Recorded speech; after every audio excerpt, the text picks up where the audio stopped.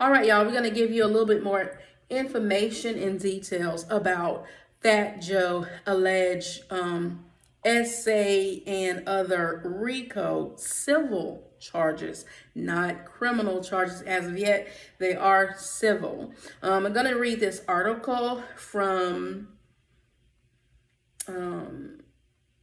Hindustan Times. I actually went on to the District Court of the Southern District of New York to pull up the court records, and they said after hours you're not able to. You have to do it within a certain time frame. So I will try again tomorrow. It is 157 pages with this lawsuit. So once I get my hands on the actual lawsuit, I guess it's going to take me a little bit of time to go through all 156 pages of this lawsuit. And I'm kind of curious as to all the allocations that are being said with Fat Joe. Why only 20 million? And why isn't some of this federal criminal, or is it going to be led up to that? All right, well, let's go ahead and dive into a little more detail on what is actually happening with this case. Terrance T.A. Dixon, a name not widely known outside of the music circle until recently, has come into the spotlight after filing a bombshell lawsuit against Bronx-born rapper Fat Joe. Who is Terrance Dixon? Dixon was Fat Joe's hype man for 16 years, and filling up crowds, working closely on tours, and sharing in the energy of live performances.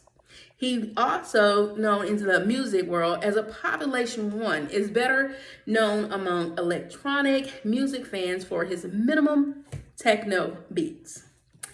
Based in Detroit, Dixon has carved a niche for himself in the underground techno scene, which released an iconic label like Trezor and Metroplex.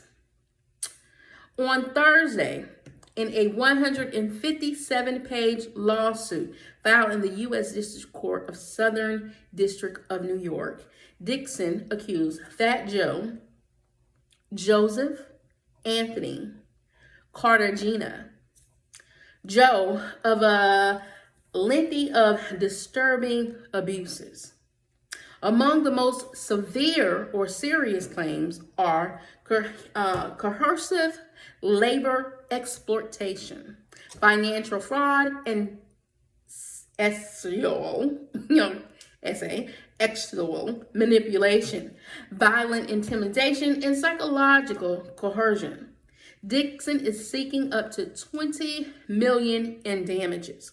The lawsuit detailed years of alleged abuse, including sexual, I'm not sure, sexual, whether or not we can say that word, coercion under distress, surveillance-based humiliation, and forced participation in acts Dixon says he never consented to. These sex-based abuses were not private, incidental, or isolated. The complaint alleges it is also claimed Fat Joe used his influences to silence and control those around him. Even more shocking are Dixon's allegations that he witnessed Fat Joe engage in sexual acts in underage girls. The lawsuit named 3 alleged minors and included graphic description. Fat Joe has denied all these allegations brought by Dixon. Now, when I heard the last name Dixon, I was like, is Darren trying to, he was a hype man? Maybe I'm not believing his story about Tyler Perry now, but it is a different Dixon, just got the last name. I guess they're in letter D's that's starting to sue people. But he kind of threw me because I do remember that Fat Joe was actually mentioned in Tyler Perry's lawsuit that was filed against him by Derek Dixon. So when I saw this, I was like, he was a hype man.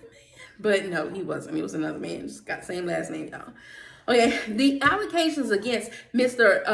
Cartagena are complete fabrications, lies intended to damage his reputation and force a settlement through public pressure, said his lawyer. Joe Tacopina Very per variety, Mr. Cartagena will not be intimidated. Dixon lawyer Tyrone Blackbird, who has a history of filing lawsuits against celebrity, told The Independent, Fat Joe is Sean Combs minus the Tootsie. And we all know what the Tootsie is. The Tootsie is pink stuff that he had in there, that cocaine. Yeah. Blackburn added he learned nothing from his 2013 federal convictions. We didn't just sue a disgruntled former employee trying to revive a false claim for 15 years ago.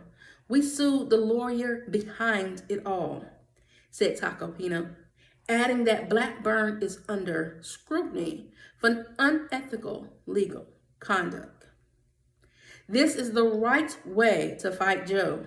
Through the system, you can fight him no other way, Dixon told Variety. Joe thinks he is a god.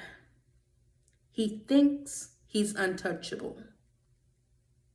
Well, I think they all think that, because there ain't just no way they all just be doing this if they did not think they were untouchable. Y'all drop the comments in the comment section and let's have a discussion. As always, be your brothers and your sisters keeper. Keep God first. And toodles.